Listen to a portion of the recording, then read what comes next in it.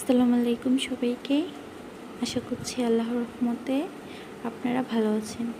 আমিও আপনাদের দোয়ায় আল্লাহর রহমতে ভালো আছি। এটা আমার জীবনের প্রথম ভিডিও। আশা করি আপনারা শেষ পর্যন্ত দেখবেন।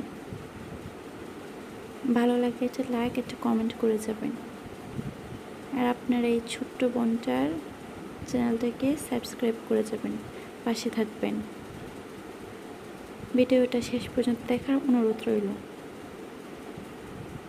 সকালে ঘুম থেকে উঠে আমি কী করি তা আপনাদের সাথে শেয়ার করব।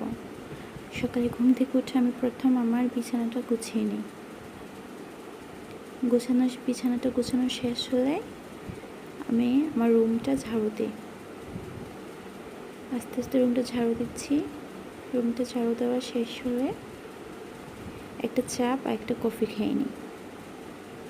সকালে একটা চা বা একটা কফি না খেলে সকালটা জমে না। সেজন্য আমি রুম ঝাড়ু দেওয়া শেষ করে একটা কফি বানিয়ে কফি খেয়ে নিলাম। তারপর দুপুরের টাইম হয়ে যাচ্ছে, দুপুরের জন্য রান্না করলাম। এখানে টমেটো, আলু, তারপর ঝিঙ্গা দিয়ে ছোটো মাছ রান্না করলাম। তারপর ঢেঁড়স ভাজি করেছি।